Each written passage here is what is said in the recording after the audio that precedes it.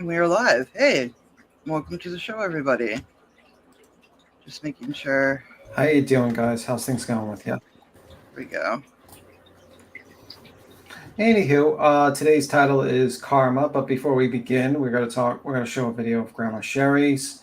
Mm-hmm. Um, Tony was actually the one that told me about this video. It was basically. We'll let the video play, and then we'll talk Yeah, about and I would like to thank Nicole B also for tagging us in this video so we were aware. Grandma Sherry is literally the rock. I think she's the only person on the Zero to Manic channel besides us who has a wrench. you know what I mean? It's Grandma Sherry. She's part of the family, it. Yeah. but she needs us right now. So here's the videos from Nicole B. And pressing play now. A person that has a channel, and she's a mod for basically all of YouTube and does so much for so many of us, even just people in chat that she's encouraging to. She checks in on everyone, and she doesn't ask for a single thing in return. And so never before have I asked you guys to please help with something, but this time I am asking if you guys could please, if you can. Obviously, if you can't, totally get it. But please just take a second and hear her out. It's less than 3 minutes, and that's all. Thank you for listening, everyone. This is Grandma Sherry. Hi. Please watch this whole thing. It's a little under 3 minutes, but it's super important. And this is super duper hard for me because I've been putting this off for a long time, but I need help. I've always been the person to help others and not need much other than friendship and support, but that's changed for me. 7 years ago, I was diagnosed with fibromyalgia, neuropathy, and arthritis, but I've worked through it all until recently. My rheumatologist even said that she was surprised I was still working. Yay, me. Until I couldn't work starting in January 2023. That's when I tried to commit suicide. Obviously, I was not successful with that, but I have been off work since then, and I've not been able to return to work, and I won't be able to. I've lost a lot of my decision-making capabilities, my executive function, and whether it's my autism or old age or something else, and there's something neurologically wrong going on with my brain, my balance, and my muscles are causing me to fall. You know, I thought I was doing well by saving 6 to 10 months worth of expenses, but I've exhausted my savings. Long story short, my company denied my short-term disability. It's in an appeals process right now, but I haven't been paid since June.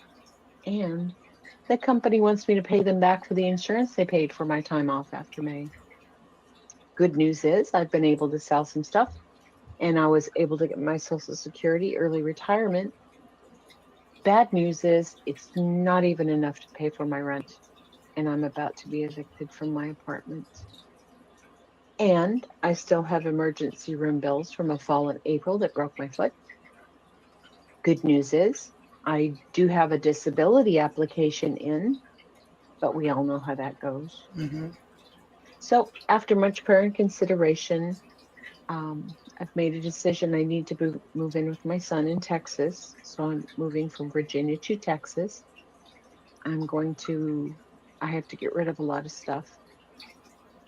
So if I've ever helped you or made you smile or feel special, or please consider giving anything you can. It all helps and it's all appreciated. There's a link to a PayPal pool in the comments below. I want to thank you all from the bottom of my heart, and I love you all. So, I don't ever ask for anything, but I've never met anybody that makes us feel so comfortable and has truly taken us in like she's our grandma, or our mom or our sister. Sometimes we all get down on our luck, and if we can help someone out, I just ask that you do. And if you can't, then you also just please give her encouragement because she's really going through a lot right now. And I appreciate you guys listening. I truly do. Grandma Sherry, I love you. And I thank you so much for all the help that you do. Not just for me, but really for everyone on YouTube. And that's the video Nicole B gave Burden with Burden of Proof. And I absolutely agree with everything that, you know, she's saying. Grandma has been here for us. And she has helped all our channels in one way or another. She's always been like the voice of reason, but also very blunt. And I love that about her. And I just cannot say there's no bad. There's no evil in this woman's heart. Please, if you can help, I have the PayPal and the Cash App. Every penny counts. And if you can't help, I know times are hard. Please send Grandma some love. Hey, Grandma, I see you in here. Everybody, Miss Mo, everybody, Steph B.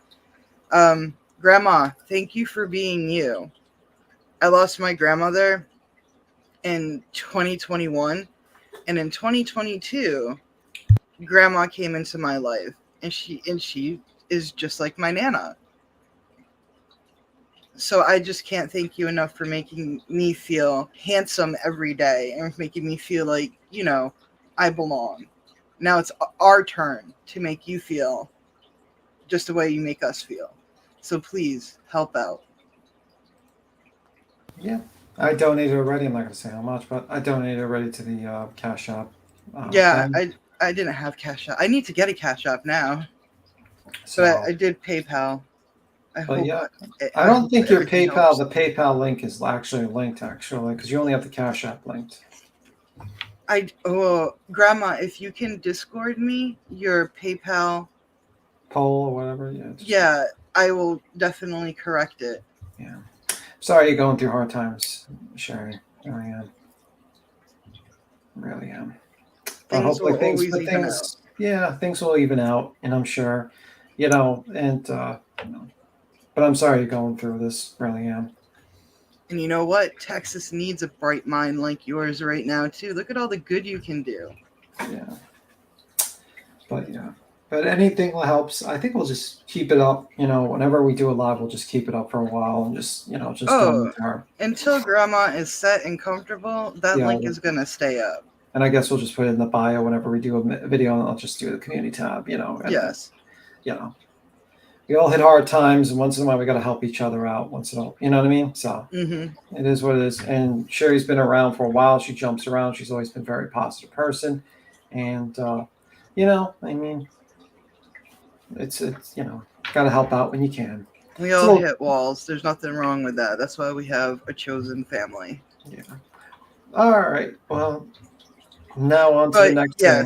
Now, too much. I was too nice for too long. It's hurting me. It's that was a struggle, wasn't it, for you? Such a struggle. I could hear it. I know it was tough. I mean, I'm a hateful person, so I have to it's. Are people calling you hateful? Oh, terrible person I am. Terrible, absolutely terrible. So the name of the stream is called Karma.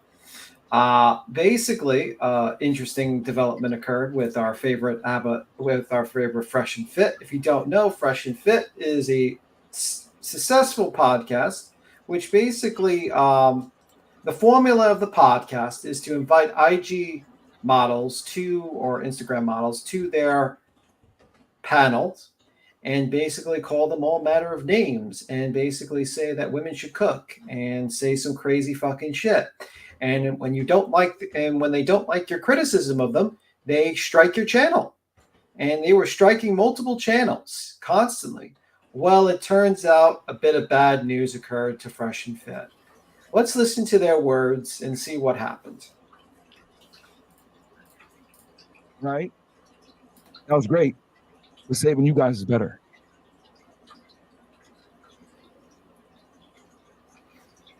This is them after finding out, eh? Yes, this is after him finding out that his channel, he's taken off the partner program on YouTube.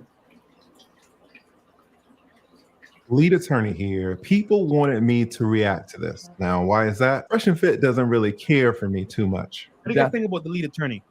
Comment. X. Yep. Hell no. People want to know Now, Lead Attorney is basically a channel. He's an attorney, reviews videos, and he's reviewed his channel. And they hit him with multiple false copyright strikes, this guy, and really fucked with his channel badly. So that's why I have no sympathy for people like Fresh and Fit. Not because, I mean, I wouldn't care if they said things, and, you know, I don't think you should be demonetized or stuff like that for basically being a little edgy. I think you should be fucked with if you're just striking other channels and trying to destroy them. if I'm happy about what has happened to their channel. They want to know if I'm going to take a victory lap. Well, I am not happy, and this video will not be a victory lap. For those who don't know, Fresh and Fit's channel was just demonetized yesterday. Now, Abba from Abba and Preach had predicted this over a month ago. You know, if you're proud of this, congratulations, brother. You played yourself. I don't think there's much to be said. I wouldn't be surprised if the YouTube channel gets deleted. Everybody realized it was just a matter of time when you had that tall guy sitting there in the Ku Klux hood, even though it wasn't very surprising, being that he... Yes, that is a man pretending to be in the KKK with the hood doing a Hitler sign. That might not be very good for YouTube monetization. Didn't YouTube lose its shit one day because PewDiePie said something related Yes, to the what happened Nazis? was yes, what happened was PewDiePie paid two Indian guys who basically you pay them and they write anything on the sign. And I forgot what exactly it was, but it was something was not good to write on the sign. And they actually did it, and it got him into a lot of trouble, PewDiePie. Racist commentary on his channel in the past. Racist commentary that I called out. So maybe it's me. Maybe you don't have a problem. Anybody in the chat have a problem with this Fresh and Fit guy insinuating that Preach is an ape, a chimp. You know, there was this video on Reddit where this white guy, this racist guy, was calling this dude the N-word. And he was like, I was like, shit. That makes for me real. uncomfortable. But I also want you to notice the visual, the way he's doing his arms like an ape. And I want you to notice a few points. And it's a short clip, guys. I want you to notice how he's doing his fucking hands. What really kind of took me over the edge is that there was a white girl in the back. And when he was doing, the white girl started laughing. Your wife is probably ugly. I said it. Yo, And you gave her a ring pop and you licked her at your fucking wedding. we should fly her up, bro. Weirdo. Hey, yo, we should fly her up. Guaranteed. Flew out. Flew out. You may guess the bride. This dumb ass girl. I love you. I love you. I love you. I love you. Yeah. You're making them dumb ass faces. We fucking help guys make money. We help guys get in shape. Now, there's claims that they help people make money. We went through this before. Basically, it's the usual bullshit where they sell their fucking how to make money. It's usually the same bullshit like crypto or sales or some bullshit where you lose your money because the problem is they're recommending shit that people already made money from. And now there's like no money to be made in those things. Also, like getting women. Both these guys are on sugar baby accounts. This guy in particular, the guy who's doing the monkey sounds. Yeah, Yeah. I remember. Yeah, he's actually was on a sugar baby. And if you don't know what a sugar baby is, it's basically women who want rich men to pay for them to be their kind of like girlfriends or stuff like that. This guy who's claiming to be fit and he's got all these women has to pay women to be around him. This guy, the other guy with the sweater on that says Fresh and Fit, he's the guy. He basically sat there and got a girl when he was on a yacht, when he was riding on his yacht, and he thought that was a huge accomplishment. And she basically was just being with him for his money. He also likes to tell huge, gigantic whoppers of lies, like how a basketball player helped him get into a threesome or whatever the fuck. And it was such a ridiculous story that he just made up to make himself sound cool. But basically, these guys, the formula of these guys is to sell this whole bullshit where treat women like shit and you'll get women, and buy our courses and do some basic sit-ups and push-ups. and we're going to insult all these women in this panel. So we're going to invite all these women on our panels and just insult them, and then maybe throw them out. Maybe we'll get them drunk to act like fools on our panel, and then we'll get and then you'll send us super chats to insult the women. You want to send $20 to read out for me to insult one of the women on the panel? Go for it. Oh, $50? Oh, we'll really read that. And that's the formula they lived on. And they had like such people like Andrew Tate and a lot of other people like that on there, and that's the formula. So they were the big thing, and that's how they made their money. And now YouTube's like, we don't want you on our platform making money this way. You can do something. You could be on our platform, but you're not going to be monetized. You're not going to get super chats. And that was why that man was crying, because he believed, surprisingly, isn't that that email delivery meal thing? Well, no, I mean, it could be, but yeah. Yeah, like an MLM or some bullshit like that, or drop shipping is the usual tactics they tell you how to make money, or bullshit crypto, or day trading. As a person who does stock market, day trading is the fastest way to lose all your money than you can ever imagine. You can lose thousands of dollars quite easily if you do day trading, because you're competing with computers and guys who have been in the business for like 20 years. Good luck. You're not going to make money from day trading. Are they using the fact that they help people make money as a way to excuse their behavior? Yeah, basically they believe that they're helping young men by acting like fools on their channels, by insulting women. And they believe, basically they call for a traditionalism. Like they say women should be virgins. They should Very cook. Andrew Tate more. Yeah, they should cook. Women that sleep with men are just whores. And that's their thought process. Yeah. So that's why they're probably not monetized at this point, because I don't think YouTube really likes the fact that, this channel with like huge amounts of subs is doing racist things and calling women whores and other things. And that's usually the situation. I'm kind of shocked it took this fucking long. Like, let's be real. Oh, by the way, this guy, the skinny guy, he used to work for the FBI. But the reason why he's not working for the FBI is because he started this podcast. And obviously, you can't exactly work for the FBI and be on this type of podcast. This guy, I think he was like a waiter. I don't even know what the fuck this guy did. A waiter, I don't know. I don't care. But basically, this guy had a successful career, the skinny guy, working for the FBI, and he threw that shit away to be on a podcast to do this. He was making a lot of money. I bet you he made a lot of money doing the podcast compared to the FBI. But what you gonna do now? You can't go back to the FBI. I mean, I'd rather have a respectful job with the FBI and make okay money than be a multi-millionaire and be on this show. This is true.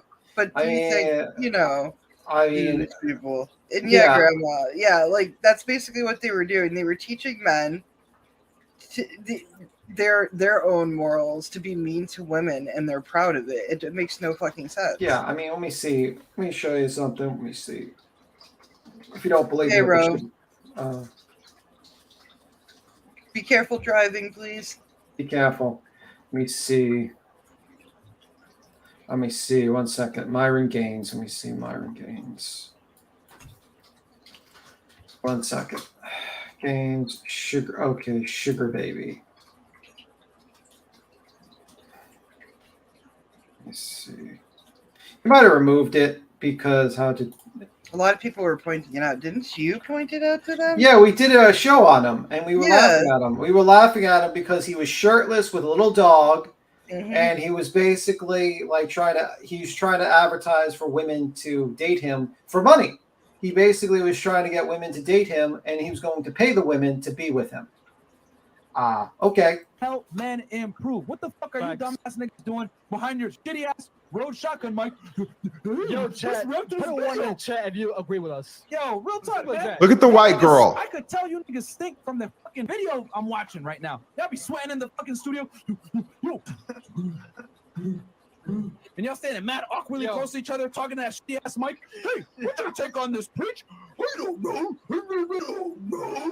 That makes me so uncomfortable. The fuck is this? Look at the white girl laughing. Shout out to the white girl. But whatever, that's in the past. Last night they had a stream. It was just the two of them, the Fresh and Fit guys. No drunk women in halter tops and tattoos arguing back and forth, waiting to get kicked out of their apartment. And they called it a meeting. They called it an emergency meeting. They wanted to discuss the possible demise of their channel. They were somber in that meeting because they realized that their channel had just been demonetized. Now, if you're not a content creator, you do not know the pain of having your channel's ability to earn money taken away. These were two young, hardworking men making millions, and it's all gone. This pain is enormous. The tall one even cried. Saving children, right? That was great, but saving you guys is better. Wait a minute. Did he really say saving children is great, but saving you guys is better? But please stay away from children. Like, what? Oh, saving the children were great, but you know what? Saving you guys is better. And he just does the tear. Oh my God. What a fucking. Grandma's right. How do you always know what's going on? And he walks off crying. How do you find this stuff? It's like you have like a little. What, me? Yeah, you. Grandma Sherry said, serious question, B. Tim. How do you keep up with I so keep many up things? with them all. I keep know. up with them all. And especially people we covered when we talked about. I keep an eye on these guys. And I heard about this. I was like, man, we got to talk about this. How do you cry about being demonetized? I'm going to teach you guys how to be real men. Like these guys talk about traditionalism and talk about there were only real men in World War II and all that. You think a motherfucker would start crying on the fucking podcast surviving World War II like this? Give me a fucking break. Hey, Denise and Lost Mother of One. John again. I trying to keep up with everybody. Yeah, I know. It's it's really man, emotional, huh? He would not wish this pain on anyone. Well, that's a lie. See, the trauma that Fresh and Fit is feeling right now, they tried to make other content creators feel that same trauma, that same pain just last year. How did they do that, you ask? Well, Fresh and Fit hired a $2 attorney and a 7-cent paralegal to spam out copyright strikes across all of the platform targeting certain content creators. Fresh and Fit wanted these content creators to lose their monetization.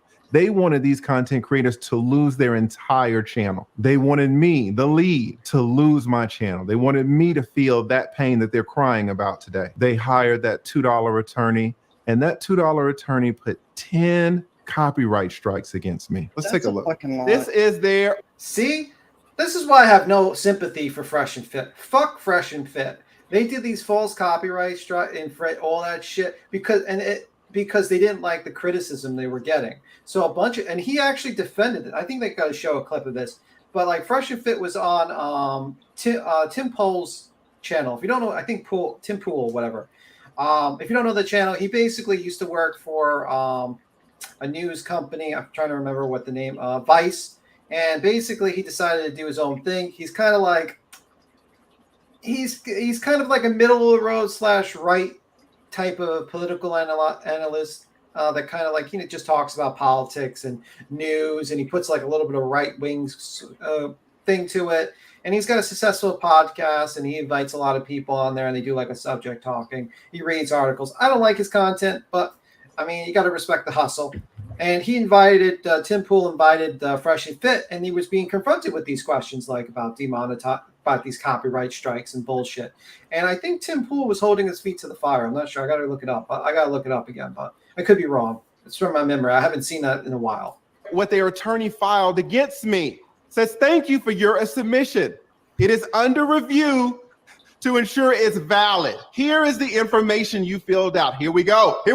Copyright owner name, Fresh and Fit. Now, you only need 3 to lose your channel. And this guy hit me with 10. Each one of those 10 was fraudulent, and it was against YouTube's terms of service. Now, I rarely use Fresh and Fit's content. When I did, it was always under fair use. So imagine this $2 attorney tries to attack me. It could be true that I use their content, but I use their content 18 for 20 seconds. But listen, if I use your content for 20 seconds, you better believe I'm using it under fair use. I'm a goddamn attorney. Are you kidding me? All but YouTube already knew that that attorney was on some BS. We are concerned that some of the information in your takedown request may be fraudulent. Please understand that YouTube receives a large amount of fraudulent copyright takedown results. And we take this abuse of that process very seriously. YouTube sent me the entire email chain of the correspondence that the YouTube team had with Fresh and Fit's attorney and that 7-cent paralegal. Guys, when I woke up to this shit here, boy, I was on this shit on my phone like, oh my God. A nigga was scrolling. I was like, oh my God. The email chain showed that the YouTube team knew that those 10 copyright strikes against me were fraudulent. YouTube gave Fresh and Fit 7 days to apologize and retract each one of those 10 fraudulent copyright strikes against me. You may be able to avoid termination if you retract your takedown request. They said, take it back. If you want to avoid termination of your channel, take this shit back. Yeah, and YouTube does take that shit very seriously. Very, very fucking seriously. You're also wasting their time by doing this. Well, I mean, like, that's why I kind of was laughing at MGL, who's like saying, I'm going to strike your channel. First off, she shouldn't be on YouTube. Second off, Yeah. you start doing false copyright strikes, your channel's going to get fucked. And YouTube finds out about it, your channel's going bye-bye. Yeah. You're going bye-bye. Go to Rumble. Go to Kick. You are not welcomed here anymore. Oh yeah, Bye. that's the other. I was thinking last night. I was like, where could they go besides Rumble? And I was thinking I got Rumble and Kick mixed up. But yeah, they can go to Kick. Most likely they're gonna go to Kick. Well, they got a Kick, they got Rumble, they got all that. Well, let's be real. There's one thing. There's another thing I agree with Mallory. YouTube is the fucking place to be. I mean, that's like being on Broadway and then being kicked from Broadway and working in like fucking some shop in Illinois that no one's been to. Okay, YouTube is the main platform. A person with just 100 subs on YouTube is better off than the person with 50,000 subs on Rumble because it's YouTube. True. Yeah, it's YouTube. So no one wants to leave YouTube voluntarily. Let's be 100. I mean, no one really recovers with the move either. I mean, no. How's Molly doing? Like, not good. Not okay? good at all. Has anybody heard from? Well, Molly recently made us comment on sobriety. It says she disavowed Bullhorn Betty, and basically says, "I'm not going to be with Bullhorn. I'm not talking to Bullhorn Betty, basically, because she doesn't want to be involved in the lawsuit shit. Because she realized, because Laura told her that she would be that Bullhorn Betty's trying to have her sued. Having Molly sued? Yes. For what? Bullhorn Betty says, I need your countersuit dismissed unless you name these people as parties to the counter to be sued as well. Dolly, MGL, and Jonathan Lee Richards. So Molly saw that and she's like, yep, I'm not getting involved. Fuck this. And you know that song, like, fuck this, I am out. And she just basically get out of the way. So that's kind of funny. Tony doesn't keep involved. He doesn't. I don't. He doesn't know, but I know. Yeah, I can't sit there and do that. I don't have the attention span. I don't even know where I am right now. What are we talking about? We're talking about Fresh and Fit, man.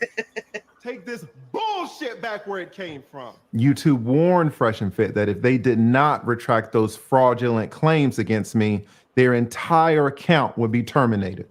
They even explain how to do it.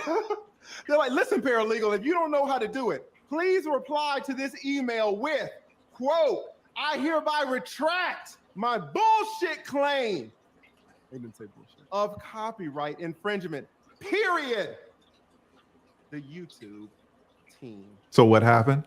Well, the attorney apologized, retracted each one of those claims, and YouTube allowed their channel to stay up. Think about it. Mm-hmm. Fresh and Fit hired that $2 attorney to take my channel down, and now look at their situation. Look what they are in tears about today. Now, is this karma? What it's not. It's karma, man. It's karma. Thank you, Grandma. Yeah, we got to get into the groove of sharing the link. Thank you, Grandma, for sharing the link. The link in there. Grandma Sherry. Thank you very much. Hey, Mystery. Mystery. I like this show. I like this content. I always like the lawyer YouTubers. I always watch lawyer YouTubers, especially like because it's the ones with the good personalities like this. It's not dry. It's just like kind of like very interesting to listen to. It's definitely very. It's like you're watching like you rarely get insight from an attorney for free. So it's kind of it's a treat. It's a treat. Is a time to celebrate. I have no ill will, no bad blood with Fresh and Fit. I haven't talked about them on my channel in well over a year. I wish these brothers well. The reason that I'm making this video is to underscore the importance of what has just happened. Most of you don't make YouTube videos. Only a content creator can know the particular pain that you suffer when your channel is under attack. Last night on their channel, Fresh and Fit hosted what they termed an emergency meeting. We should not forget, though, that last year on my channel, I hosted an emergency meeting. Now, it did not start out that way. I had just turned on my camera and started talking about Fresh and Fit's $2 attorney's attack against me and my channel. But as I started explaining what was happening to me, other content creators started filing into the stream. Big dogs on the YouTube platform, some of the greatest. And we all started talking about how Fresh and Fit was attacking content creators on the platform, abusing YouTube's copyright system. Who was there? Well, for one, Abba from Abba and Preach. And Abba was the one that initially sounded the alarm to what Fresh and Fit was. Abba and Preach is another channel. We played their videos. They're like these kind of like two comedians, African American. I think one's Haitian or something like that. I'm not sure. I think they're. I have no idea. Hey, baby girl. How you doing? So they basically two comedians. They're pretty funny, and they go through kind of review like trending videos online, kind of like reacting to crazy things like that. And they add a comedic spin to it. And they're pretty entertaining, Abba and Preach, actually. I've watched them for years. And they had some beef with Abba and Preach has beef with Fresh and Fit because Abba and Preach reviews videos online. And they reviewed like Fresh and Fit's videos. And Fresh and Fit kept on trying to hit them with copyright claims and fucking infringement and kept on talking shit. That whole the monkey thing that he was doing, he was talking about Alba, I think. He was making fun of his wife, on his show. I think I remember that one. We do have a video. We did do a breakdown of Fresh and Fit. And actually, channel. Yeah, and don't you remember the fact that like Alba actually challenged that? I think it was Alba or Preach. I'm not sure who, but one of the bigger guy came up there and he says, "I will fight both of you, Fresh and Fit, in a boxing match." And they just like they retracted their lines because they acted like really tough. But as soon as they realized they had to fight that guy, they're like, "Oh, we're not going to fight you. We're not going to fight you." Manly men. Let me see. Please make sure to smash that like button. Always smash the like button, but not too hard. And you were really the one who kind of sounded the alarm. So I think this might be Abba. Yeah, this is Abba. Yeah, that's Abba. And the other one's Preach. On this, I guess individual content creators that were affected knew about it, but really no one else really knew about it.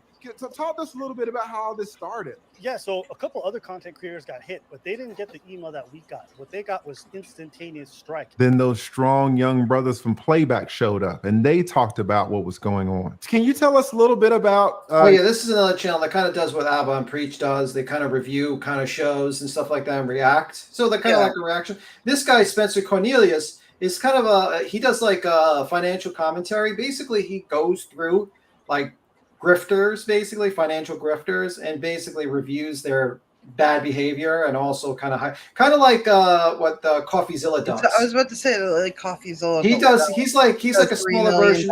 Background. Yeah, this is like a smaller version of CoffeeZilla. He's building his channel. He has like a little bit of dry humor to it. So these are big YouTubers, very big YouTubers. Your interaction with this situation, kind of where it started with you guys. Yeah, so our previous system was we would just look at videos online, and if we saw something, we sent it in a group chat. One of the videos I came across was a video of Fresh specifically. Look, what felt like obviously lying about a story where an NBA player gave him. Can I swear on the show?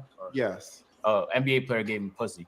So Yeah, that's the story I was referring to. Basically, the other guy, not the skinnier guy, the other guy, the pudgier guy with the sweater on, Fresh and Yeah. Smell. He basically was telling this weird story about a basketball player or whatever. Said he was so cool and invited him into a party and let him have a threesome. Just said, take these women. I remember. And it was such a ridiculous story that no one believed it, or a foursome. I don't know, but it He was was just flexing. like He was trying to flex. He was lying, in my opinion. That shit was a lie. He might as well said like the aliens came down and joined in the foursome as well. Couldn't that player press charges on him for that kind of shit? Well, he didn't say the name of the player. He just said some player, you know. Obvious. And people were laughing and joking on him because it was such an obvious fucking lie. And, you know, and they couldn't handle that shit. I played I played 2 minutes of it to low. I didn't know you were going there, but keep going. It was a threesome with 3 girls and Fresh. Somehow the math didn't add up, but yeah, threesome with 3 women and Fresh. Anyway, Okay. I thought it was so funny. I played a couple minutes for low, and we were bawling. You're like, I was off it's my hilarious. chair. We were having. It was one of our most fun recordings because it was just obviously fake. But anyway, we reacted to it. But they didn't like that. So at the time, this is before their channel had blown up. This is when they made a response to us, I believe. Yeah, this is actually before they responded to Abba and Preach. So a lot of things that people got to witness around August, summertime with Abba and Preach, they had did that to us back in February. Shout out to Anthony Bryan Logan, over 1 million subscribers. He showed up and gave his opinion on the matter. Take the good and the bad with it. And as a matter of fact, if Holy fuck, they got this guy on this channel? I don't know who these people are. Oh, I know who this guy is. I don't know who this guy is with the clown thing, but I know this because I don't know. I can't see his face, but I know this guy is kind of gives like a political commentary, more like I would say right wing. I think right wing political commentary. Not like crazy, like just basically like basic Republican ideas. He goes through like news stuff and discusses it. So he's like a political commentary channel. Yeah. But he's big. Like he's really big. If you really are that upset, then debunk them, disprove them, react to their reaction and do it that way. Talk to my man Abba. He did a video about me. I did a video about the video y'all did, and it was all good. I ain't gonna strike you for what? Why would I do that? Like, it's criticism and it's fair and it's fine. Y'all do that. We do that with each other in the regular life. I think they're trying to control the narrative, and they're not able to do that in a broad sense. So it was like, all right, let's get a lawyer, take all the videos down, and do it that. That sounds familiar. That sounds like a certain individual with a bullhorn that can't handle criticism or come back at someone and proceeds to fuck with people legally to silence them. If only we knew who that person with that bullhorn was. Anyway, let's just continue. That way. That's so soft to me. And they're going to realize they can't do that. They can't abuse that system. And if they don't fix it, hey, man, bye-bye channel. The young G. I agree with that man. Bye-bye. Poor Man's podcast showed up and he gave his perspective. If you build your brand and your marketing scheme is on controversy, how can you get mad when people react to the controversy? If you're marketing towards controversy, whoa! I mean, It reflects exactly. Exactly, and also it reflects on a certain individual with a bullhorn. If your whole thing is controversy and you can't deal with controversy and criticism, well, there you got some fucking problems. Welcome Wow, to this could fucking be YouTube. Everybody's gonna get if you have a YouTube channel at one point in time, you're gonna get criticized. It's either gonna be good or it's gonna be bad. Sometimes it's gonna be bad. Yeah. That comes with the badge of owning a channel. Well, if you're going to be a controversy, you're going to criticize people, and you're going to put yourself out in front of center, you got to be prepared for the criticism. And you know what? You got to either laugh with them or just ignore them, or you just counter with their you say, yeah, you're wrong here and here. Or you play, you know what I mean? Like, that's what I never understood about people with the YouTube game, like with certain channels. It's like, there's ways to do it. Like, if someone is like, basically like, commenting on you, you could do something called clapback. You make your video against them, they make their video against you. You don't go too low. You kind of keep it to like, even, and you do comebacks at each other, and you just keep it going. And it's like it could be like, it's like an entertaining little bout you can make out of it, or you just ignore the motherfucker, or you just basically you make one video and you skedaddle away. I mean, like, it's very simple, but people just like they get so fucking emotional. Like, they just don't understand. Like, they want, like, they just can't handle the criticism. It's like, well, if you're going to be on there talking about how, you know, criticizing other people, or you're going to give people advice, you got to handle the fucking criticism. And you notice normally when the negative criticism is usually on point. It's not like a whole ass lie. They only get really pissed when they have to self-reflect and be like, yeah, do you get what I'm saying? That's when they get really pissed off and want to take you down, is because they're right. They're fucking right. That's why. Absolutely. Denise says, I don't know, maybe the donkey out in the field. Could be a donkey. Could be a donkey. There's a lot of asses on the internet. What's up, Lumpy? What's up, man? Hello. I know we can't say it. Mystery. All right.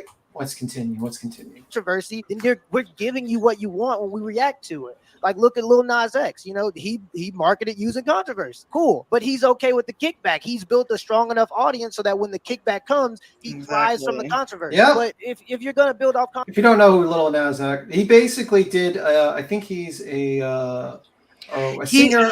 He's a rapper, and he made a music video of giving the devil a lap He's a dance. gay man. He's a gay man, and he was, he was being tongue in cheek with that video. Yeah, and but he was like, knew what he was going to get. Yeah, back he from was it. giving the devil a lap dance. It was an amazing video. And all that stuff, and all It that, was and he knew amazing. he was going to get shit like that, and that's how he got a lot of people to watch. And he controversy, knew don't how be to play upset it. when people respond to it via reaction videos. And it's just kind of upsetting because we're already in a spot where censorship is already bad. And they even talk about censorship on their show because they understand how bad it is. So then why would you then go and censor other people that are calling you out on obvious BS? Oh my god. I feel like you could just use this for certain cases that I'm in between. I wish this guy would. Oh my god, he's just speaking my language. This guy's speaking He's my making language. a lot of sense right now. This guy's amazing. He's I don't know what this guy's channel is, but he's making some fucking fantastic points for so many channels out there. If this was set up according to your marketing scheme, then you knew what was going to come with it. So why would you get upset? I just don't understand that. Spencer Cornelia got on camera and talked about how his channel had got hit by Fresh and Fit. Yo, I got a contact app. Actually, let me take it back. Jamari reached out to me about 2 weeks ago. They hit him with a copyright claim. He said, hey, just look out. I'm not sure if they're doing it site-wide. I said, oh, man, I haven't been hit yet. Well, once I got hit, I hit him up. And then I sent a message to Abba. I was like, yo, FYI, this is happening. Like, has it happened to you guys? And then I guess you noticed Playback got it. So that triggered you to make the video. Even the late, great Kevin Samuels came up and talked about his views on people abusing the copyright system. This isn't coming into fair use. Now, this guy is unfortunately deceased. He died, I think, about a year ago. He would give, let's be real, he got famous kind of like telling women that you got to do, you're like a 5 or a 6 and you got to exercise. But to be fair, he commented on men too. It was like a famous video of him making fun of a guy who's like in his 20s, 300 pounds, and saying, listen, you're not going to get like a 7 or something like that if you're like 300 pounds and work at McDonald's. But the guy basically dressed up. A lot of people had criticism of him based on the fact that he was putting himself out there to be more successful than he actually was, the usual stuff. But, I'm to be respectful of someone who's deceased, I'm going to just say that's pretty much the accusations of him. But it was Kevin Samuel. It was like Kevin Samuel. He had a YouTube channel, and he's deceased at this point, unfortunately. My opinions aside, that's a sad situation, but that's who he is. But he was on Fresh and Fit's channel, and he was a big guy on their channel. And he was, because he's a, love him or hate him, he's very entertaining to watch. And he definitely will add some amazing sound clips to a live. But let's listen to what he thinks. This is coming in as we don't like what people are saying, and this is that, and that's a dangerous game because even if you're right on the particular element of 1 or 2 videos, when it's done like this, you can tend to be wrong on the bigger parts. Like from what I understand, lots of creators woke up with several different strikes. Mm-hmm.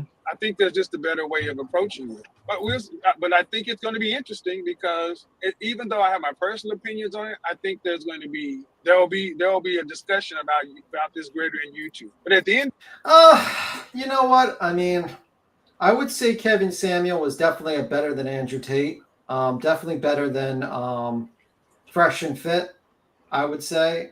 I mean, a lot of his basically you could call him a little bit of a douche, but like he was not as bad as Andrew Tate. He was not as bad as them. He'd give legitimate advice, and sometimes he would go a little bit too far. But yeah, he was kind of like a lighter version. I mean, he wasn't talking about stupid shit like like Andrew Tate or something like that. But yeah, but I don't want to disparage the man who's deceased. But the guys can't defend himself, so I'm not gonna shit on a guy who's deceased. End of the day, trying to get anybody's channel taken down simply because you don't like what they're saying, in my opinion, is counterproductive. So many content creators came up in that meeting to talk about what Fresh and Fit was doing. And then there were even other content creators that were in the chat. The OG O'Shea Duke Jackson was in the chat commenting. Shout out to Sinful the P. Rest in peace. He was giving his perspective in the chat. My brother Pocket Watching with JT was there. Anton Daniels was in the chat. So many other YouTubers were in the chat as well, opining on this situation. Now, that was an emergency meeting. It was an emergency meeting about two young men who were attacking content creators across the platform. The upshot is that Fresh and Fit was trying to make content creators go through the same trauma last year that Fresh and Fit is going through today. Again, this is not good. We content creators are a particular group, and we can all be victims of demonetization. This is not a celebratory time. Now, is it fair? Is it karma? Put down in the comments section. It's karma. What do you think, It's Tony? it's fucking karma. Absolutely. So this is Look him. around, you find out. Yeah, this is basically, I believe this is Tim Pool's channel. Think about this. Not Tim Pool, but this is Abba and Preach. They review the, let me see. All right, let me see.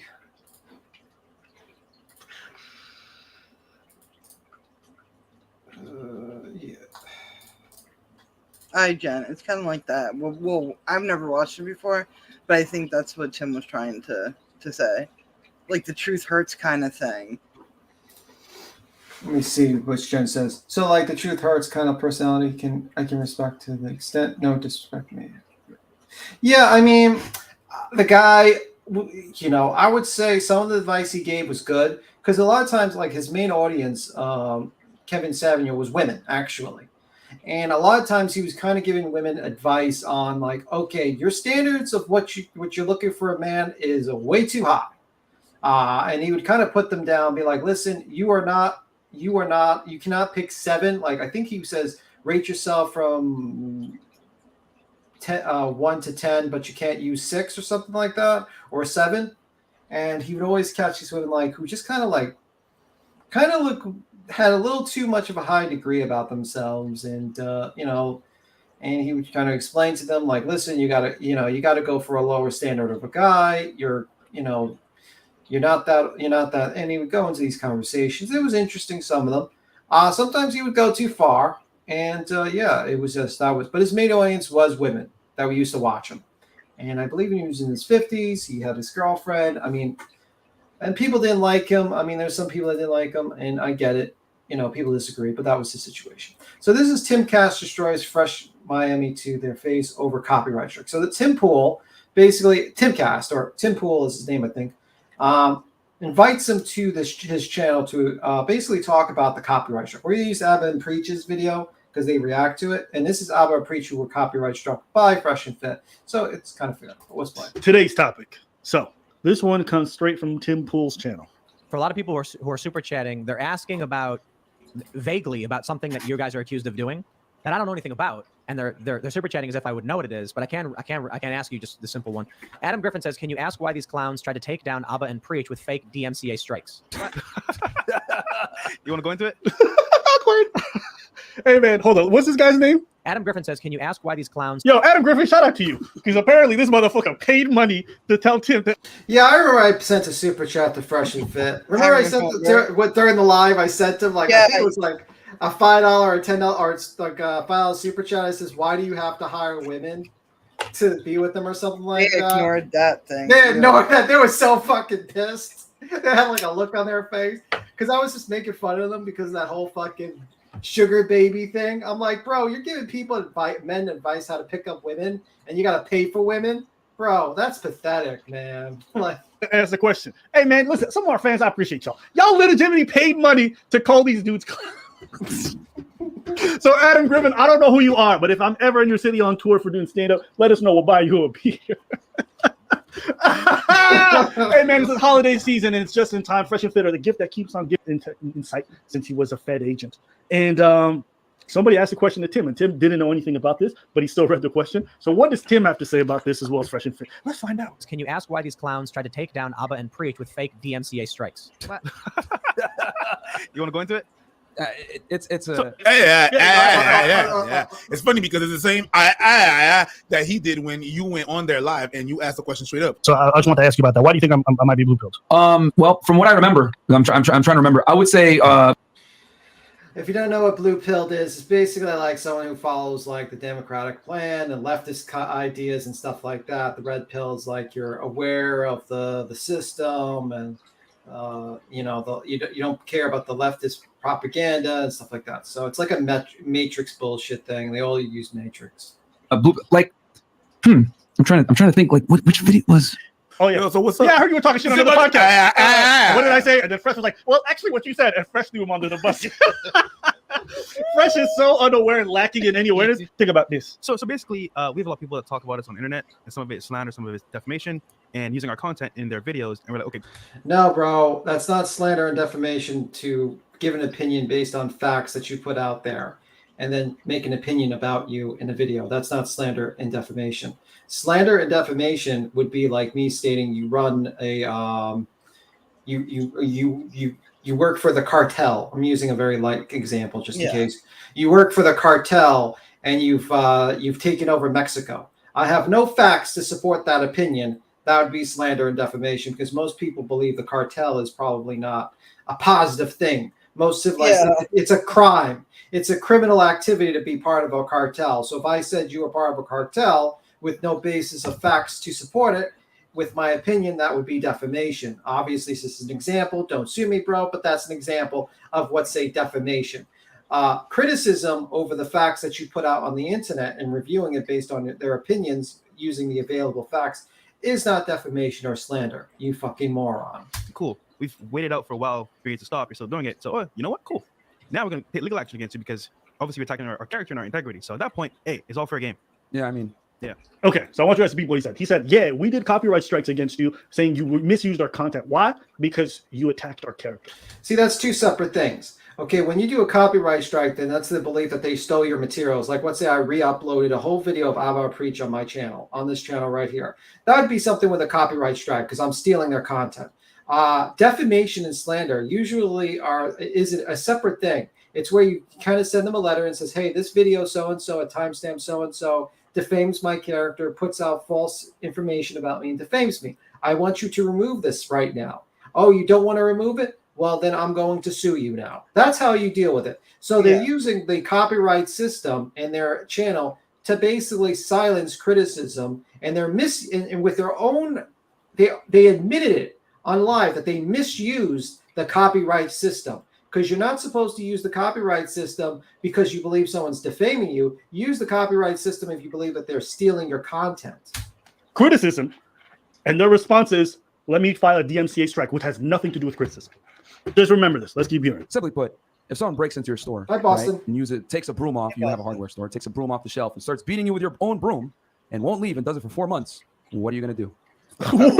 What the fuck is that example? I have no idea. That's called assault, sir. That's called breaking in and entering an assault. Because the moment you are not invited into the property anymore, you are trespassing, and then also you're committing assault. So that's a completely different scenario. What? What the fuck is he talking about? Let me. What happened is that you have a store that you sell brooms, and we told you that that broom is garbage. That's what we did. That's a proper example. We left a Google review. That's what we did. We left the Google review saying, your broom asked me for a fight, Now that broom don't want to fight, and that broom doesn't pick up death. That's what we did. Okay, I like that. Oh. That's what we did. That's I'm dying, bro. That's the only thing that we did. We didn't break into nothing. We didn't steal nothing. We told you your broom is not doing what it's supposed to do. You guys and what it's claiming to do, and that broom challenged me into a fight. When I showed up and I wanted to. Hi, Faithful. How you doing? We're talking about Fresh and Faithful. Fit right now. By the way, I have to say, Abba and Preach is a great channel. You should subscribe if you ever want to watch something funny, because they are funny kind of channel. Show up, that broom turned into a dustpan. That's what happened. Okay, so we left the Google review, and that's not illegal. I'm dying, bro. Well, you can't file a DMCA over it. Yeah, apparently not. Yeah. So they just get it reversed or what? Yeah, it's a long story, but It's not a long story. It's not a long story. YouTube was like, yo, what the fuck is this? Yo, take this shit down. And your little bitch ass ran to YouTube like, we're retracting it. Please don't delete our channel. Please don't delete our channel. And you retracted all your strikes. Don't be acting like it's a long story. No, stupid. You did the wrong thing. Right? Susan Wojcicki just came in there with the long schlong and slapped you. That's what happened. And it's okay. But don't make it sound like it's a long story. And also, shout out to Tim. You said, that's not how it works. He did? Yeah, you didn't hear what he said? No, show me. and won't leave and does it for 4 months. What are you gonna do? Well, you can't file a DMCA over it. Yeah, apparently not. Yeah, apparently not. Tim pulls like, and he just really folds the other guy. He doesn't even make an argument.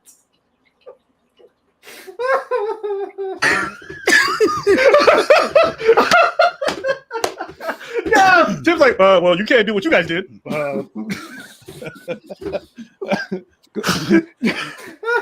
Tim doesn't know. Tim doesn't know what happened. Tim doesn't know what happened, but he just went off what they told him. So he knows. He's like, that's not how it works.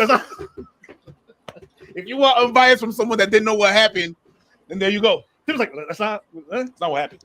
That's not your response. If somebody breaks into your house, you call the police. You can't just go and shoot up their place. That's not how it works. Yeah. So they just get it reversed or what? Yeah, it's a long story, but basically, Simply put, the challenge is when it comes to public figures and defamation cases, it's really hard to win. It is. Yeah. Which is why you didn't take this shit to court, because your stupid ass would have lost a lawsuit and had to pay us money for the court fees. That's. I mean, true. I feel like the show relates so much to the current situation a certain individual is involved with. Oh, you didn't do defamation. And that's why you did DMCA strikes, right? That's why you did that. Because you didn't want to actually pay your lawyer all that money that you made, okay? To go to court. You could have. That's like somebody hitting you with a broom, okay? That's like somebody hitting you with a broom. What did you say, We ain't letting this broom metaphor go to waste. We are not letting the broom metaphor go to waste. That forever. It's gonna stay forever now. That broom shit is staying forever. That broom shit is staying forever, my guy. That's like somebody hitting you with a broom and then they want to file a copyright infringement. It's like, what the fuck? They can go to the police. It's assault. Copy or file.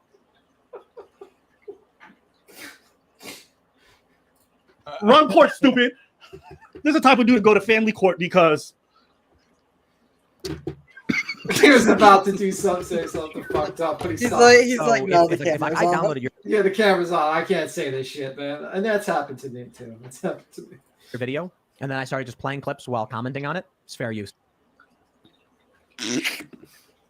hopefully you guys are taking notes, Fresh and Fraud. Well, go on. Oh my god. Oh man. But this is where people are. So one of the questions about copyright infringement and fair use is: are you infringing on someone's market? And so that's what I was going to say, because fair use depends on different countries. It's different depending where you are. But a big thing on Well, where do you live, sir? You live in America. I don't think he knows what he's talking about, and he's just giving us all filler. And this guy worked for the FBI, guys. This fucking joke of a man worked for the FBI. Maybe it was a good thing he stopped working for the FBI. The only good thing I see in this still frame right now is that fucking llama. Yeah, the llama, right? Yeah, the llama's up. I didn't notice. Of course, you gotta fucking notice the llama. Oh, I'm crazy.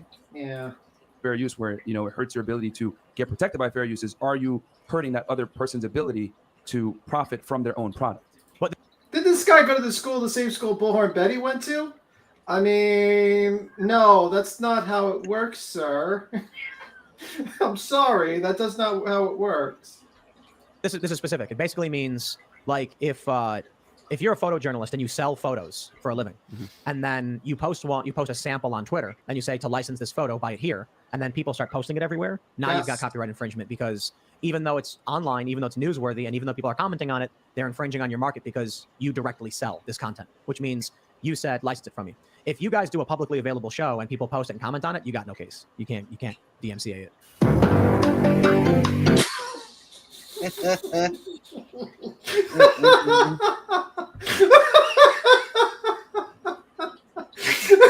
We getting educated today.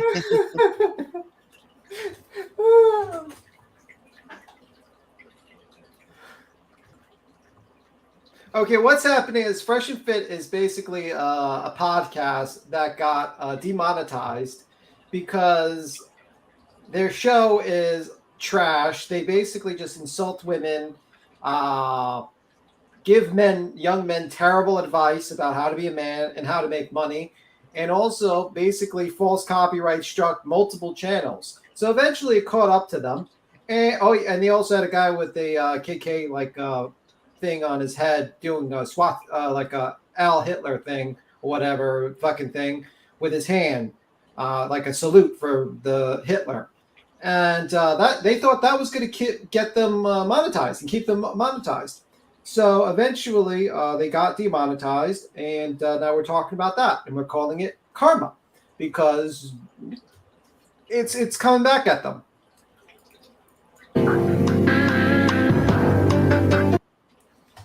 These guys actually hit an actual licensed attorney's channel. I think it was 10 times with a false copyright. Yeah, strike. it was Because lot. their fifis were hurt, and they didn't like the fact that their fifis were hurt by the commentary by the Mino lawyer.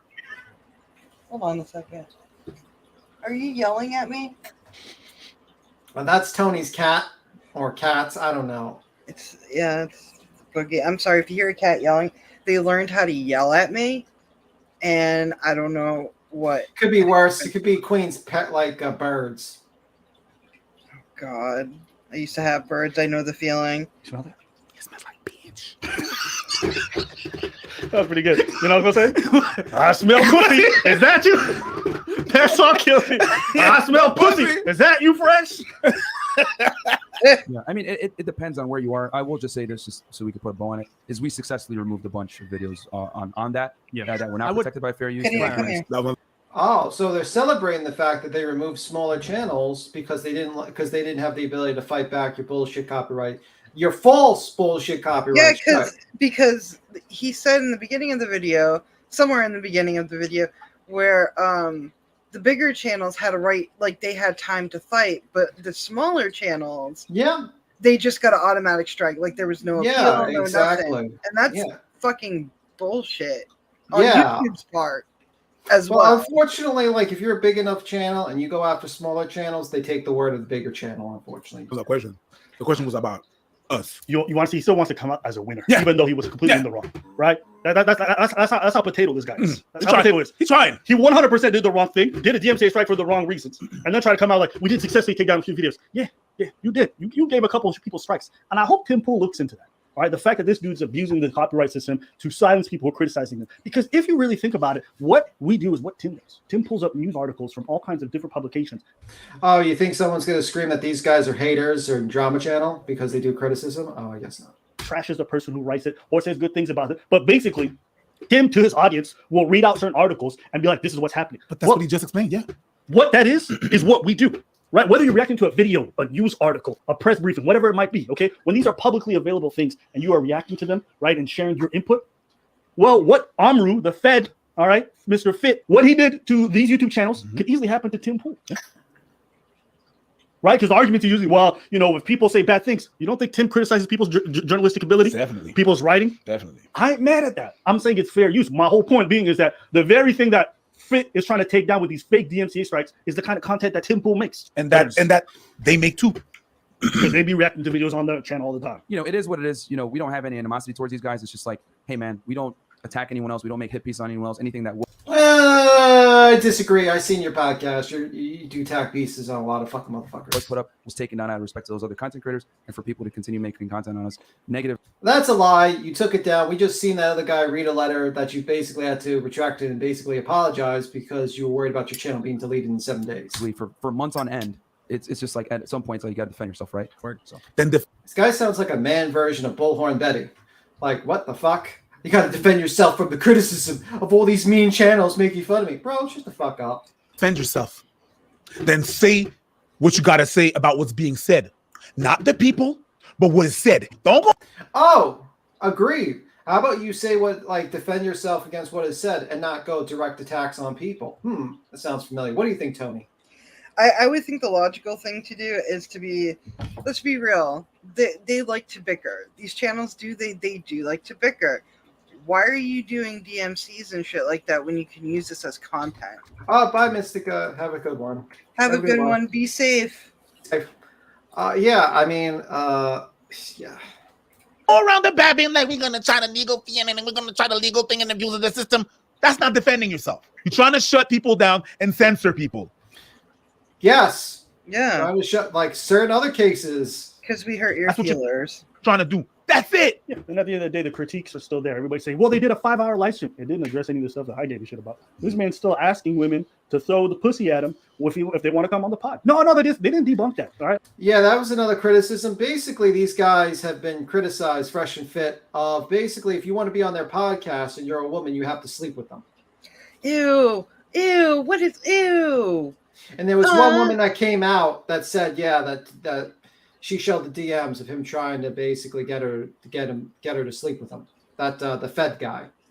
So if you think about it, if this is true, just say if this is 100% true, not just one, incident, all the women on their shows, did they sleep with them? I'm not sure of all the women, but I'm sure some of them. Thank you, Grandma. Based on the allegation, there's a possibility that some of them have slept with them in the allegations. No, this is putting women's lib 100 years behind. Don't fucking listen to these type of people. Like Fresh and Fit, Andrew Tate. Literally, Fresh and Fit are the little baby versions of Andrew Tate. The only difference. Huh? They had Andrew Tate on their show. Well, yeah, obviously that's their fucking idol. They literally are the same thing. Yeah. All right. So next, I think we want enough with the Fresh and Fit. So basically, karma has come for them. Fuck those guys. I have no sympathy for channels that false copyright strike channels. I do have a little sympathy if it's just you're just talking about subjects and you get fucked over by YouTube's kind of censorship. I do have sympathy for that. But when you misuse the system and you took down a bunch of channels, I call that karma. You took down a lot of channels and fucked with them. And now your channel's gone. Now your channel's ability to make money's gone. Well, congratulations. Fuck off. Now they're crying about it in a video. How shocked can you be? You already knew that your topics were controversial. You already knew that. Yeah. So, all right. So next part of the thing. We all heard about Ryan Upchurch's lawsuit. That's another bit of the karma we're going to talk about. So, if you haven't known already, Icamel is now suing. And Icamel is now suing Ryan Upchurch for $21 million. Tony did not know this. Tony was literally in the chat yesterday. He was probably just paying attention. For $21 million. I originally thought it was 14, but it was for $21 million. And when this man lady has butter knife shins was a video that was produced almost 2 weeks ago. Almost the exact same time where Icamel is trying to contact him multiple times to take down his videos, his defamatory videos. And I just like to play this video to give people kind of a reminder, and we'll talk a little bit about it. And I think it's kind of karma, and I'll give my opinion. Tony will give his opinion, but I just want to give people a fresh thought process in the whole thing. This is my opinion that one channel seriously needs to be taken down, and I'm sure everybody knows what I'm talking about. Well, I don't think it should be taken down, but I think a person should not be using the system to silence people and fuck with people's real life. So why so much, though? Because it seems a bit excessive to me. What do you mean so much? Oh, you mean the 21 million? The calculations, my understanding was, let me just look just to make sure. The calculations are based on the amount of views. that the videos have gotten. So I think it said it on the bottom. I have to read it. So you got to realize that it's more than the people on YouTube. It's actually the top 3 recommended videos on Google. So let's say you have an online business and then someone put a bunch of defamation about your character in a YouTube, and now all the defamation is on the top search of your YouTube channel. It's going to destroy your business in the future, your future prospects. And also the death threats, the other things. And also, I mean, I would say that a tactic is always to ask way more than what you want. That is a tactic. You ask for 21 million, you be damn I mean, you're definitely going to get $1 million or 2 million or whatever. You're not going to get the 21 million. You might get the 21 million. I mean, if Ryan goes in the courtroom with the jury and acts like this and they're using Florida rules, not good. He's going to get an Alex Jones situation. And they're going to hear, you know what I mean? Like if I was just a lawyer, lawyers probably try to exclude any information of the Kylie Rodney lawsuit to the trial, probably, because that could prejudice shit really badly. I mean, but I mean, it also could settle. Absolutely could 100% He settle. definitely could settle. But I see him more milking the situation than just settling. Yeah. I could be wrong. I could be wrong too, but like, I don't think it's pattern. really. I mean, I think Ikemel's not really doing it for the money. I think he's doing it for, you know, he gave this guy a year to remove the shit. Ikemel took a lot of defamation, and this is just out of anger at this point. And this wasn't like, oh, Ikemel is icky. This was like really bad shit that Ryan was saying about him, like stuff that you can't just shrug it off. Well, he got death threats. He got a lot of fucked up things. But yeah, so like for instance, in page 31 and on the bottom it says combined estimated numbers of impressions for defamation specimen 1 and 2, where the defamatory titles were read respectively of whether the video was viewed in somewhere between 2.8 million and 14.4 million. Thus, the demand for punitive damages equates to between 97 cents per impression or $5 per impression. So basically, they're doing their calculations based on the number of views and the number of third-party people that were that seen the defamation, and that's how they get the number. But my opinion is that I think this has to do with, number one, you always go really high. Number two, I think Ikemel wants Ryan to fucking pay a little bit because it's a moral thing. It's not so much about money. It's a moral thing. Like, you gotta understand, man. You can't say shit like. And you know what? I'm gonna say this. Ryan Comey got me a little annoyed when when he screamed at Burton, "Sue me! Why don't sue me?" It got me so annoyed because I was thinking to myself, you know, you have this guy who's rich, you know, Burden of Proof is not a rich person. Mm-hmm. She does not have money to sue people for $20,000 or stuff like that. And you have some rich prick going on YouTube defaming people, having his crowd of goons come and fuck with their real life. And those people are vicious. Yeah. They are vicious. Not all of them, but a lot of them. Yeah, and she has no ability to fight back. This guy is taking advantage of these people because they have no ability to fight back. They can't sue them because they have no money. They don't have a higher group of people to be popular to fight back at or anything. So he's beating up on poor people online and uses his money to beat on them. And then he pretends that I'm an old country boy and I believe in traditional values while I beat up on poor people online. People that are just trying to just make a difference in this world, trying to make the world a little bit better. And this guy decides to make the world a shittier place by trying to attack people, like real fucking bullying. A lot of people complain about an ego issue. Oh, that was my cell phone. No problem. All right, let me just play this part. This is about 2 weeks before the lawsuit. Icky Dick. What you doing, Icky Dick? I must have got underneath that soft-ass girl skin you got, didn't I? I see all that time you lost to me. 4 hours, 3 minutes, and 6 seconds of your life belongs to me. Not to mention the other 17 hours you already given me over the last year. I almost own 2 days of your entire life.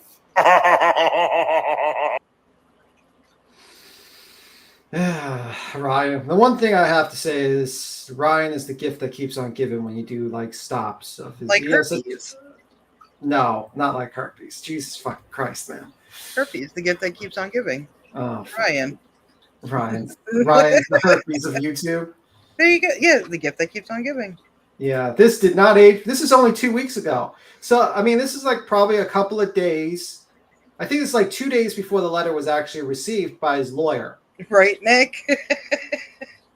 So, I think his lawyer, let me see. The lawyer sent the letter to him on August 12th. And this video was made on 2 weeks ago.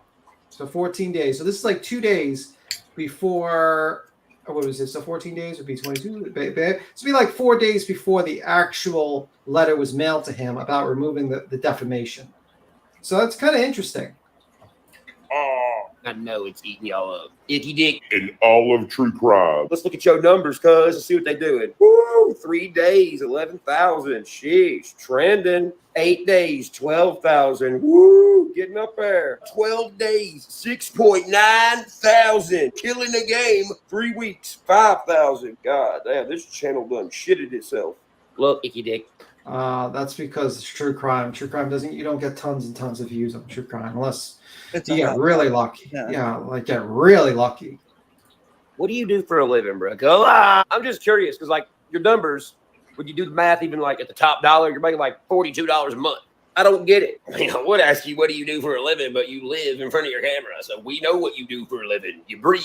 I just see the chair you're sitting in. I know what it costs. You know, it's like the bright gay bar lights in the background that you think are nazi. See your computer set up, the kind of clothes you wear. And then I'm like, $42 a month? Sheesh. That's pretty odd. Maybe your job occupation is in your bio. What does it say? It says, the obscurity of what's happening to children in our society, from parents to child protective services.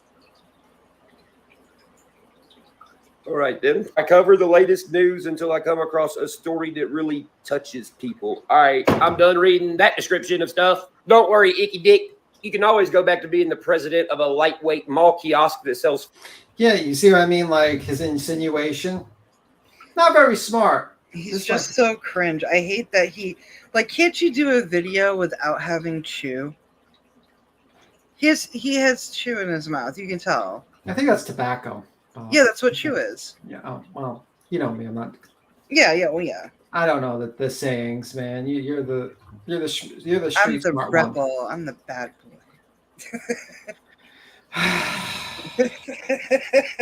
That was cringe. That was fucking cringe. I'm debating just ending this fucking live right now. Oh god, that made me cringe.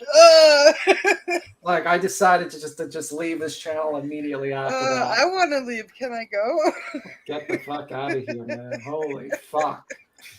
Fake jewelry and dirty ecstasy. Imagine him walking around in his big ass, out of date, fucking snotty, puffy polo jacket. You know, the ones that are like got the tubes on them?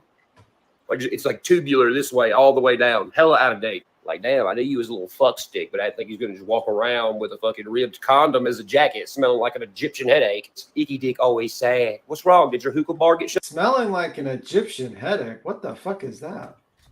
I don't. Probably something racist. I mean, look at him. Like, look at him. He looks like an alpaca. Like, he's so weird. Doesn't he look? Watch out, they spit. Your mind is like on the alpaca. I don't mean to be rude. Llamas are very cute. He just looks like one of those, like from Napoleon. A camel is a camel is the ones that spit. Camels, not llamas. Oh, llamas do too. Oh, You guys remember Napoleon Dynamite? And he's like, "Eat Tina, you stupid llama."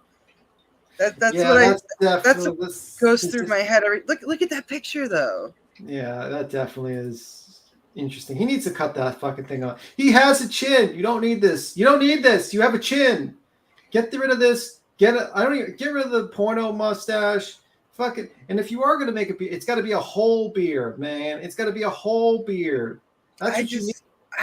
Maybe that's just his look. This halfy shit, you need like hair here, like a whole fucking beard if you want to look like cool like that. But this looks fucking terrible. Like you got a porno mustache and you got this little fuzz here. No, doesn't work, bro. And this is the thing. I would like to be like, oh, he has a great personality, but yeah, press play. Goddamn, 2023, no good. Hookah out business. Out of business, hookah is. No more sex on the beach. That's fucking racist. No, that's racist. Holy fuck, bro. Well, that's the least racist thing you've probably seen so far. Yeah. I don't think so. Could you imagine if Icky Dick had a fucking hookah bar? Could you imagine what the health score is? Hell, he ain't moved from his own fucking computer chair in like a grip. Shit, speaking of grip, you might want to stand up and wiggle them toes, get some blood flow going in them things. Maybe just stand up real quick and check, make sure your asshole isn't rooted to the little button on the side of your chair. That Yes, the defamation's still up. All the defamation's still up on this channel because what happens is, Tony, he's being sued. So when you're sued, you can't delete videos. You can't delete social media. You got to keep them up. The issue is that I think he could have handled the situation where he could have talked to Ikamel's attorney and said, listen, I can't delete him because I'm in the middle of a lawsuit. What I can do is private the videos and just kind of put them in private so it's not available to the public. But that would be common sense. Yeah, and then I will do a retraction on that video or something like that. A retraction stating that this Ikamel's isn't not. gonna look good. This is not. But this is 2 weeks. So this is about 4 days before the letter that he received, Yeah. which was basically the cease and desist. goes. Imagine him getting up to go to his kitchen to get stale Cheez-Its. He just gets up and walks off. And the chair starts rolling behind him. He's like, wait a minute. Yeah, buddy, you better not walk too far. There ain't no extension cord or surge protector. Them's doo-doo roots. Shit, if I was you, I'd be Googling Dr. Oz questions right now. Might want to get him to check out your hands, too. I seen them in your video. It looks like your hands are growing vagina skin. That's not normal. We know it's not from you touching vaginas. Look at you. You're probably still untangling your doo-doo roots from your spinny chair. I mean, I try to go easy on you as much as I can. You're already a black dude named Melvin. And look, I mean, accusing him of being a pedophile and being part of a pedophile ring doesn't seem to be going easy on him. And then having hundreds of your dummy friends come in and comment and harass him and threaten to shoot him and then proceed to defame his business, costing him thousands of dollars, that seems, I don't think that seems light to me. I don't know. Hi, Sticky. What's up, Sticky? Hey, Sticky. look, that ain't racist. All my black creakers out there are probably laughing their ass off because they know I'm right. Melvin, your parents hated you from the jump. Your dad was like, God damn, this ruins my life. Fuck it, name him Melvin. Once again, not racist, just true. You ever met a white girl named Aisha? No? You ever met a black dude named Eugene? You ever met a black dude named Jebediah? You ever met a white guy named Dante? Yeah, I've actually met African-American person named Eugene and Jebediah, actually. I know a black guy named Dante. Yeah, like that. That's names are names, man. I don't get it. Your name is Ryan Upchurch. Yeah. Like. Exactly. Damn, Icky Dick, your dad really fucked everything up. He thought this through with the whole Melvin thing. Like, it's against women's laws of physics to be turned on by your name being Melvin. Just like, imagine that. Females, say that to yourself right now. Females who are watching go, oh, Melvin. No, fuck no. Sounds like the beginning of an adult film. I mean, is anyone saying, oh, Upchurch? I don't think that's any better. Oh, Ryan? Oh, Ryan. Okay. It's kind of like a. Oh, let's ask the audience, the women in the audience. Is Ryan a sexy name? I'm wondering if that's a sexy. One, if Ryan is a sexy name, or two, if it's not. Or, a matter of fact, one for Ryan, two for Melvin. Which one is sexier? Hit one for Ryan, two for Melvin. We'll see. Johnson. Yeah, we were talking about the first album. All right. 9, Boston hit 9. 0 for Johnson. She picked neither. Faithful picked neither. All right, I can respect the 0. I can respect the 9. Neither. Okay, so you see? I would rather have a dinner with a Melvin than seeing this video going, yeah, not Ryan. Do you get what I'm saying? Like, there's... No, this is straight up. A lot of people don't like either name. This is a tough crowd for... This is straight up. This video is just straight up bullying. This is just a, and I hate using that word so much because it sounds so preschool. But it's true. Like, you had nothing going on for this 1 hour of your day, And more than that. He had to edit this. You see how many cut fucking stops I this don't guy think has? he edit. I don't think he. No, edits. he edits. He edits. No, the no, shit out of this. no. I think he has somebody else do it. Yeah, like he got so many cut stops. It's Yeah. crazy. You could just tell. But yeah, Jonesy, we were talking about Fresh and Fit for the first hour, and then we're just talking about calling this stream Karma. About a group of pilgrims stranded on a wooden boat with stale bread and bacteria beer. I don't even know a white dude named Melvin. But if I did, he would probably already had changed his name to like Axel or Braden or something cool. And don't even make your stupid little Axel or Braided is cool. Okay, what are you, 10? fucking 18-hour video being like, "What joke's on you? I'm not black." Oh, come on now. You're just saying that because all the black fam out there don't accept you because your name's Melvin. And you sit around and you look a beige walnut color because you've been sitting in front of that. Yeah, I mean, this is getting worse as it goes. Yeah, this is not going to. This is the video he decides to post 4 days before he gets a letter saying, remove your videos for defamation and all that shit. Really smart move. I'm sure this is going to look fantastic during the trial. Fantastic. That LED screen for 5 years, Googling dead chicks, anime, and slow police chases. It's stuff creepy white people do. Stop. You want to be like Icky Dick? You want to be like old Melv? He's been sitting in his room so long, he has butter knife shins. Yeah. When he's looking dead at you, it looks like there's a fucking torso. What is butternut shins? I have no fucking idea, but the I more gotta ask Johnson. Johnson, do you know what butter knife shins are? Because you're a correspondent. You live in the South, right, Johnson? You know. I don't know. I don't know where you live actually. You could be living in New York for all I know with your chickens. What is a butter knife shin? Skinny lower legs. Okay. I have no idea. I just feel like half the time I feel like he's just making up shit. So he sounds. I have no idea. I've never heard of butter knife shins. Yeah, I mean, my God, I feel so bad for the car reporter that's gonna have to write this shit down. Hovering. It's like, fuck, where'd his legs go? He turns sideways. He's like, yo, those are some skinny motherfuckers. Oh, bro, how I would love to see Melvin's hand-eye coordination. I bet it's fucking horrible. It has to be. Look at his hands. He has Kim Kardashian hands. Speaking of Kardashians, Bruce Jenner, I mean, some say he's confused. I would kind of agree, but not as confused as a black dude named Melvin. I mean, let's just be real. You're definitely last for getting picked on teams for playing some b-ball. All right? It don't matter who you are. If it's the last point of the game and this is everything that matters, you're not passing the ball to the black dude named Melvin. There is a chance that he dribbles the ball like it's a golf ball and his hand is made of stone. Oh, Melvin Icknickel. I bet his baby pictures are just him as an infant wearing a turtle. Holy fuck! Do you realize how many cuts? Every time he insults the guy, he has to there's an edit. Do you imagine how many bad jokes that they edited out of this? Like, all of them are bad, but do you know the ones that just make no sense? They just edited that, and they're like, yeah, I mean, I'm manic thinking, episode. Yeah, like he's like literally standing in front of a camera by himself, and he's just making up dozens and dozens and dozens of shitty jokes, and the poor son of a bitch has to come in there, watch like 5 hours of Ryan Upchurch just saying the stupidest motherfucking jokes, is okay, just like editing it all out and just cutting the good parts. Like, I'm surprised we don't see him with a new shirt every time he makes a joke because it probably takes him that long to fucking say one. He was a comedian before a singer. I don't believe that. He could be, yes, but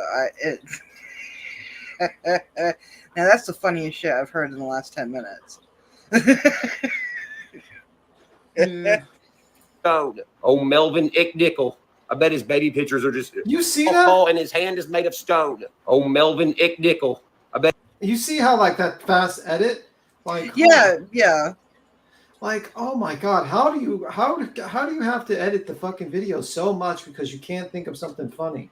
Like, this is your top-notch fucking material. Jesus Christ. His baby pictures are just him as an infant wearing a turtleneck with an X-braid yo-yo. And they didn't even put it on him. He just came out like that. Fast, too. He popped out. He's like, wah, and did a little triangle thing and like swing the yo-yo through. His first sentence, he didn't have a first word. He had a first sentence right when he come out. He was like, ah! Bob Saget's my favorite. He said that. Don't even get me started on your fucking friend Xanamax or whatever the fuck her name is. She a whole ass bucket of blubber biscuits, ain't she? Swear to God, if I didn't have glasses on and that chick was walking down my driveway, I'd be like, who in the fuck is pulling up in that 1990 Chevy Lumina van? P.S. Xanamax, ain't nobody believing your story about sneaking through the border. Yo ass made a medieval trebuchet and cut the rope and just flew over like a little Ukrainian meteorite. She fucking hit the ground, made a shock wave. She jumped up and started running like Naruto for like 6 feet, and she was like, I'm thirsty. Well, yeah, look at you. If them love handles was camel humps, you'd be in good shape. Well, yeah, I'd be thirsty too. Who's that Pokemon? It's fucking Blastoise. The bitch looks like Blastoise. You know the Pokemon that's Man, he's like almost He's 30, just, right? He must really hate himself. He's almost 30. He's making Pokemon jokes. And anime jokes, but yet you were the one saying that's just so hypocritical. I can't. I just can't. How old is he? How old is he? He's like 30. Anywho. let me see. Well, he's getting fucking sued. So I mean, and then he gets this letter from the lawyer, and I'm like, what the fuck? He gets this where it's like, you know, he's being asked to remove the stuff, and this is like on the 12th. So basically, he's doing this video 4 days before that. He gets this letter asking him to remove the videos and defamation, and he does it. I don't know. Fucking stupid, man. Fucking stupid.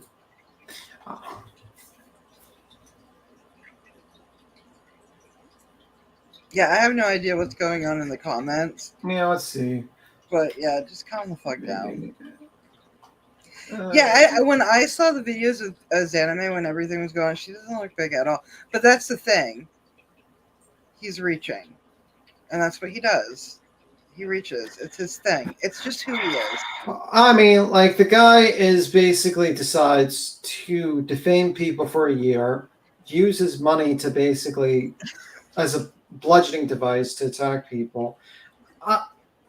At this point, you're kind of in the karma sphere, man. You're kind of in the karma sphere, and you should have taken this shit down, and you fucked yourself. And a lot of people are who said, "Oh, you're doing a great job," fucked you too. Oh, they lied to you. Yeah, absolutely. Fucking lied. They lied to you. You don't have good friends. No, No. you do not have good friends, because your friends would have told you, shut the fuck up by now and just stop this bullshit. Because this is just this fucking destroyed. It went too far. Let's be real.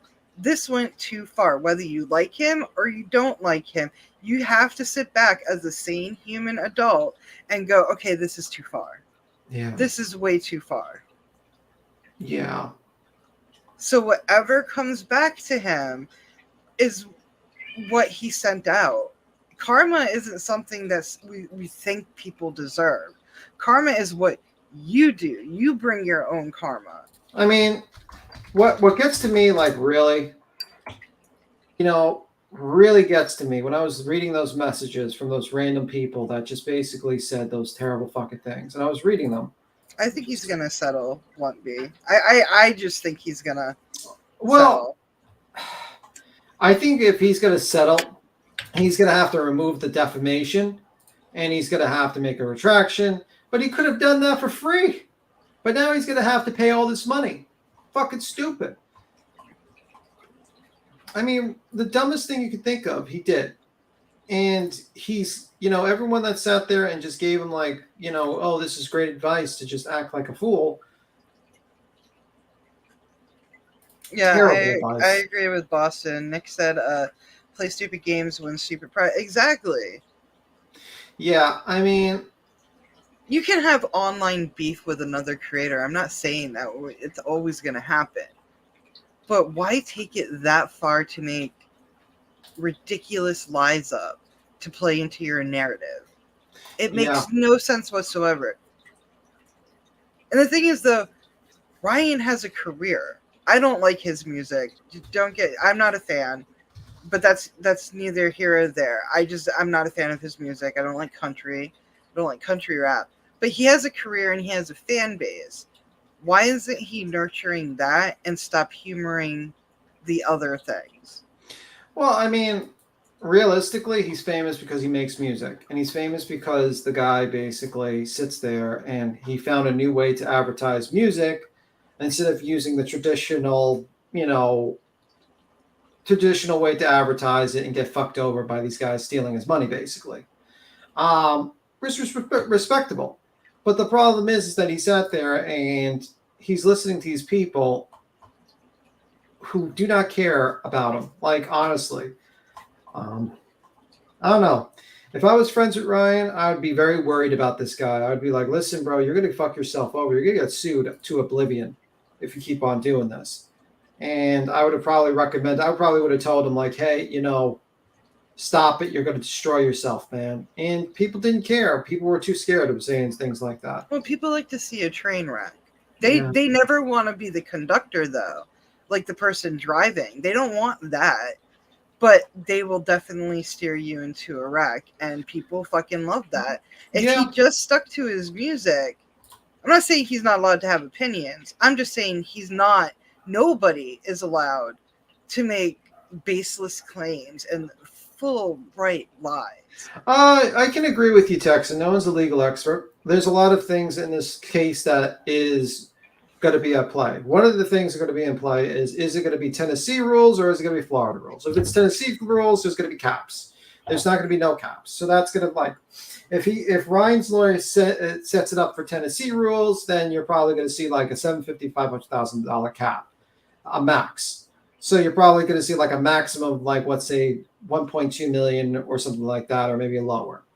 Another thing that plays into it is money.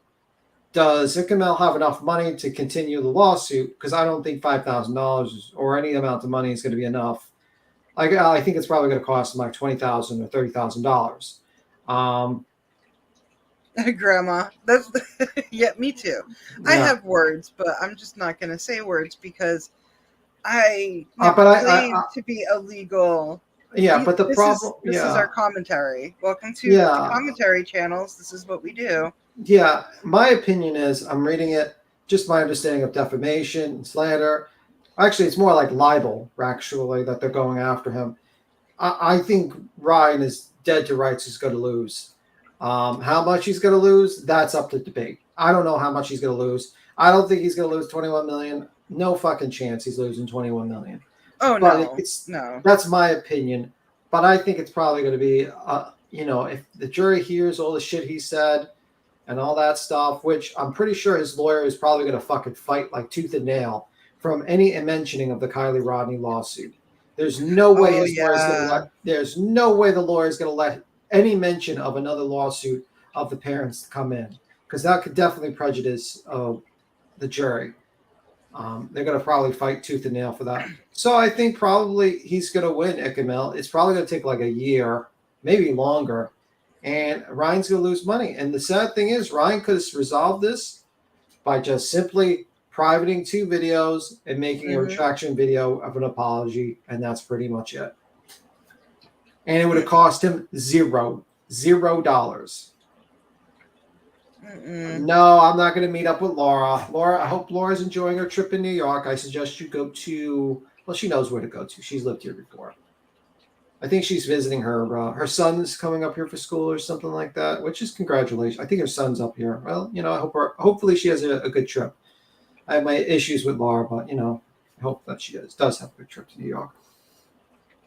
Be in the critical K range. Well, the thing is, the same lawyer that represented the critical K, the person who sued critical K, is representing Iqamel right now.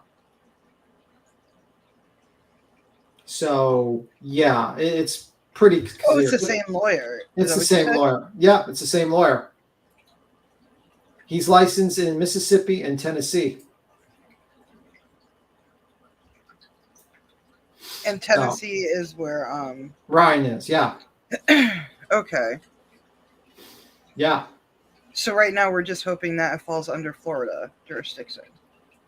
Yeah, that they use like rules from because basically the argument and thing is basically saying that Iqamel suffered damages in Florida and not in the state of Tennessee, so Florida rules should apply. And I'm pretty sure that's going to be a fight. I'm pretty sure Ryan's lawyers. If I'm just guessing, doesn't have to come in, become doesn't it have to come in, become it started there? What do you mean, like it started in Tennessee because Ryan opened his mouth? Well, the trial will be held in Tennessee, but the rules that they're going to agree on, like how much damages that Ryan would have to pay if he loses, or they're going to try to fight for Florida because Florida has no cap. Yeah. Tennessee has a cap. Why would he get a lawyer not Florida law though? No, you need a lawyer in Tennessee because the case is going to be in Tennessee. Yeah, you got to have it. You have to have the lawyer in Tennessee, not a Florida lawyer, because the Florida lawyer can't practice law in Tennessee unless he has a license. So, yeah, Well, the see, trials. No, go ahead. It's just that the rules are going to be, they're going to try to, like, some sort of, like, there's some sort of, I heard down the rabbit hole state that there's some sort of situation, like a statute or something like that, in that particular Chatham County, where certain rules of other states, if it has to be, like, from two different states, can be used, like a different state can be used. But a Florida lawyer wouldn't he want someone from more? No, you wouldn't, because you want someone to actually represent you in Tennessee, because obviously the case is going to be in Tennessee. But that's my advice. My thing, that's what's happened. I was in Houston during, but I mean, we'll see. We're gonna find out. It's gonna slowly start coming out. I do wish Icamel all the luck. And I don't really care about the money aspect of it. Icamel might. Obviously, he lost income. He didn't lose But- $21 million in income.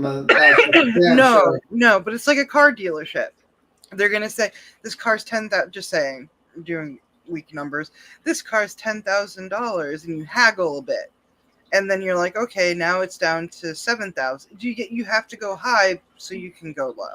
Yeah, that's how it usually is. Yeah. Let me see. I mean, but morally, you can't. I mean, I get it. Freedom of speech. I get it. You have freedom of speech. Everybody has freedom of speech.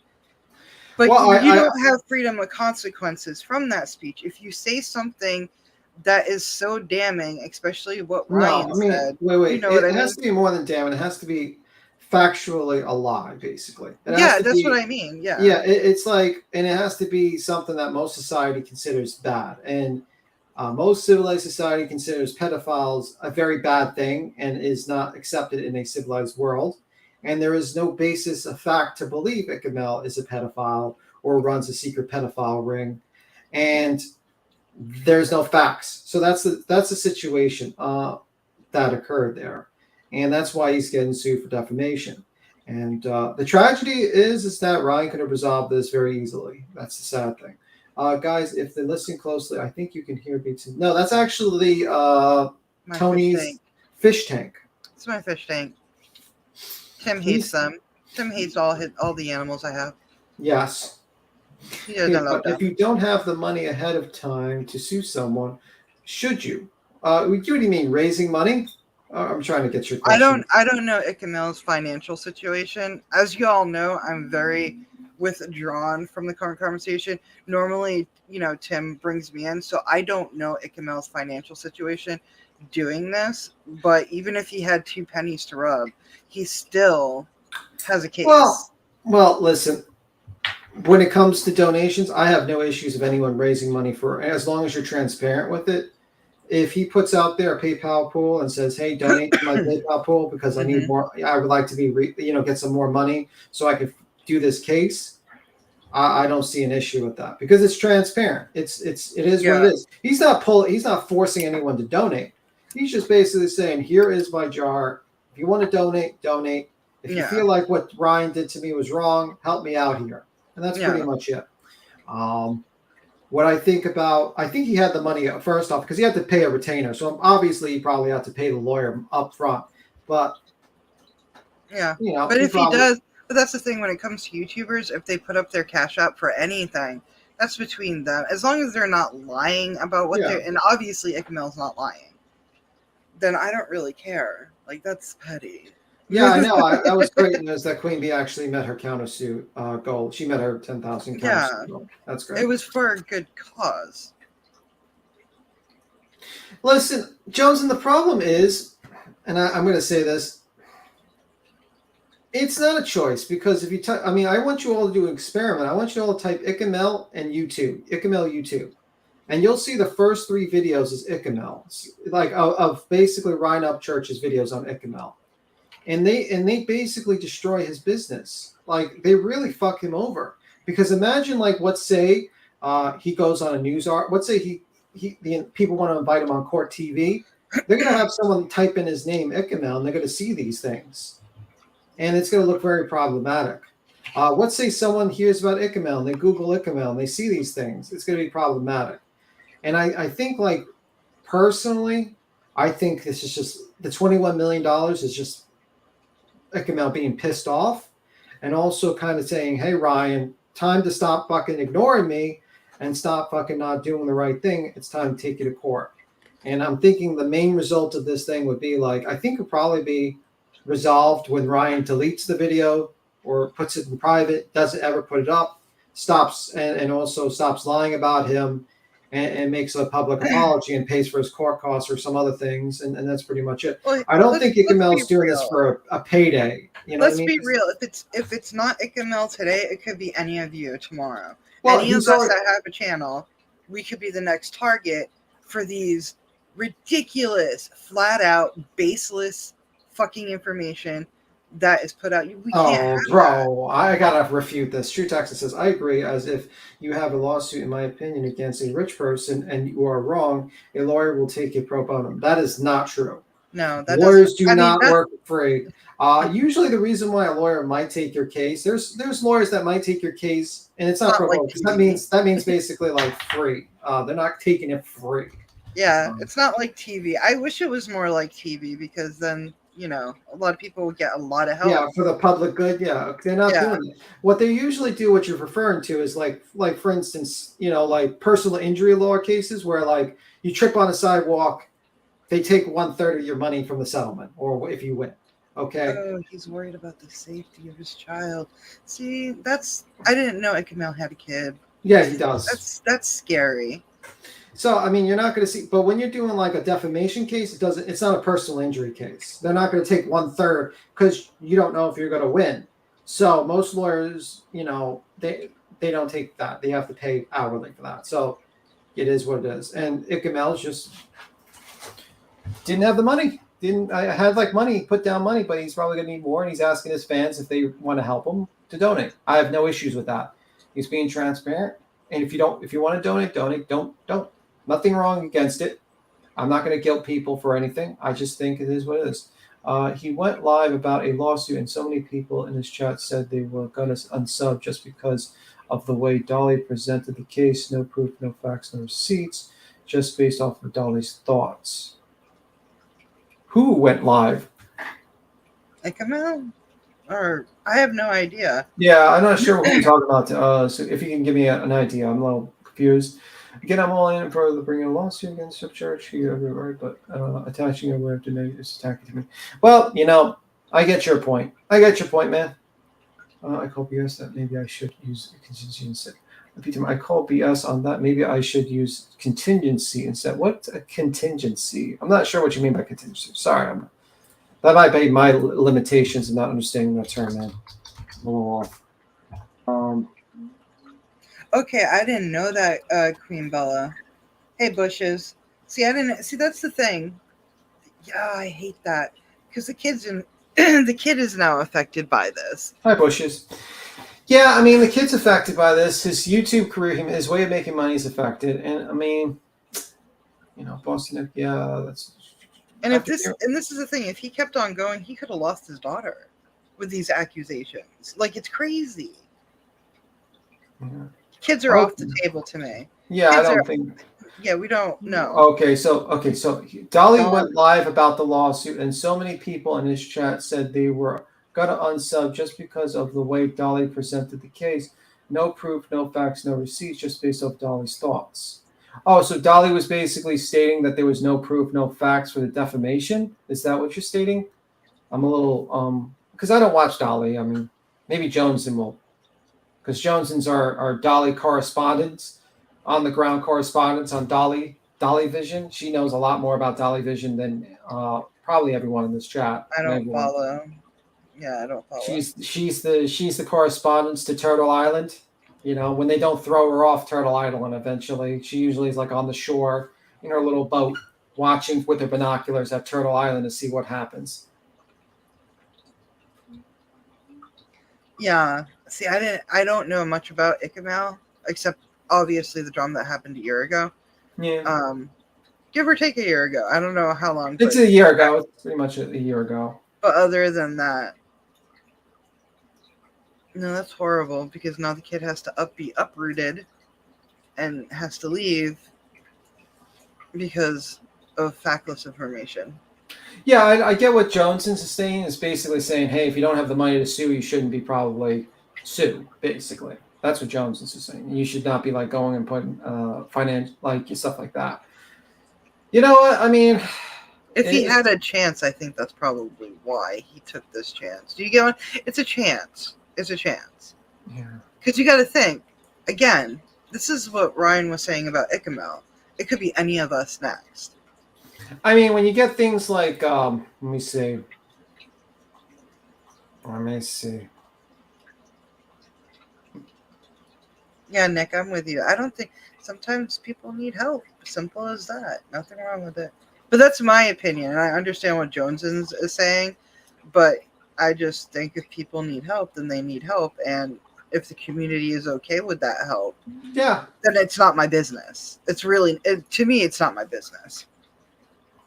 Yeah, I mean, I don't have an issue with people donating in that sense, but it's up to you. Let me see. Everyone has an opinion, but I bet you if this was done to your family, you or your family, you'd have no issues with the lawsuit. That's the thing I have a situation is it's like, you know, the problem is that Ryan was given so many fucking chances to just remove the damn video. You know, people were nice to him too. A lot of people were nice to him at first, and then when he started getting ugly, it's when it's like, what just happened? What just happened? Like, it was so weird. Yeah, he was just keep going, and it gets to the point where it's like, what will stop Ryan from doing this? A lawsuit, unfortunately. And I'm sure Ichamel would rather Ryan Upchurch just takes down his damn videos, just makes it a retraction, and just never talks about him ever again. And he proceeds on his merry way. No one wants to sue anyone. It is the fucking worst thing to do. Your whole life is an open book. Your life is on pause, and it's a fucking miserable situation. No one is happy about lawsuits. It's a fucking shitty Nobody situation. wants them. Nobody wants them or to throw them. That's the thing. Well, I mean, Ryan's mom, I mean, in my opinion, I have my opinions on it, but yeah. I don't know that situation, so I can't say anything. With his mom, all I know it involves a house. I mean, I have a theory that she was trying to hide assets for him. Some people think that she was stealing. I don't know. The court's going to decide. Probably it's, we don't know. I think it's a little suspicious that all these lawsuits are coming out and she's trying to hide houses in other people's names and stuff like that. Oh, I don't know. and she's using her son's money, Ryan's money. Yeah.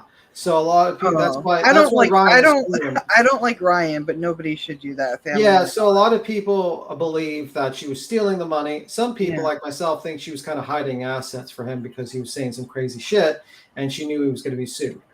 That's something to fall back on type deal. Yeah, that's a conspiracy theory by me. I don't have any. I have like a little idea, feeling, but there's some people. But she did take money from him, and she was buying houses. So by the court's thing, she was stealing money from him. So.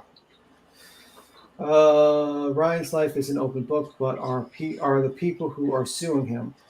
Ryan's life is not such an open book as you think. Like a lawsuit is going to go into his finances. It's going to go into his personal life. It's going to go into his, everything. It's intrusive. It's a really intrusive thing.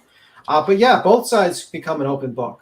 Because obviously if I would say Ichamel is actually claiming emotional distress, he's probably going to have to show, he might have to show medical. He's probably going to have to show his medical of what he went through, or if he went to a doctor or stuff like that. He's going to have to show bills. He's going to have to show phone calls, records, text messages, metadata from his phones, communications, all that stuff. He can't delete anything from his YouTube channel. It's probably going to he's going to have to open up a lot of his stuff as well. And it's going to be a very, very interesting It's going to be a situation. lengthy process. It's going to be,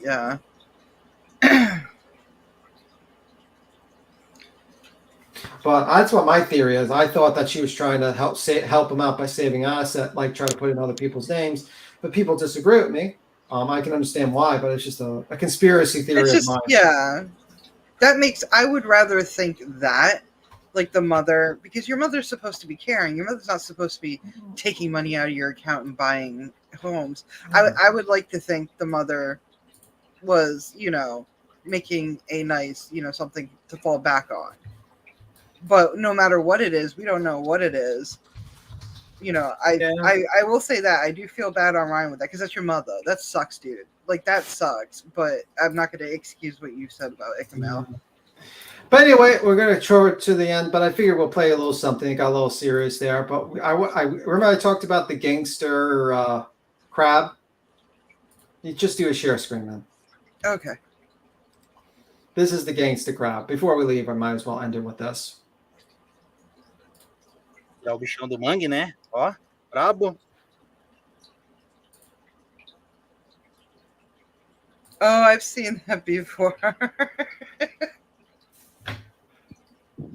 He packing.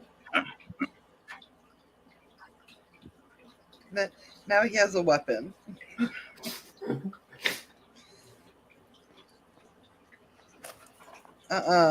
Let him go. Just walk away from the whole situation. Bate, bicho brabo. No. Gangsta crab. Gangsta crab. He packing. Anyway. Yeah, it's almost 7. You guys have a good one. I figured we'll leave it about the gangsta crab. We'll leave it with something a little non-controversial. But thank you all for watching and tuning in. Thank you for watching. Yeah. And please remember, if you can, we do have a PayPal and a Cash App pinned to the comments to help out Grandma Sherry. Yeah. And there is a video on Nicole B's via Burden of Truth. Please go check it out. I have posted on the community wall. And if you have nothing to give, which I understand times are hard, please some kind words for Grandma. She's definitely, literally the heart of a lot of our channels. Yeah. And thank you, Grandma. Thank you so much for everything you do for Zero to Manic. I appreciate you. Yeah. Well, anyway, guys, you have a good one, and have a good one. Bye. Yeah. Bye, everybody. Keep safe out there.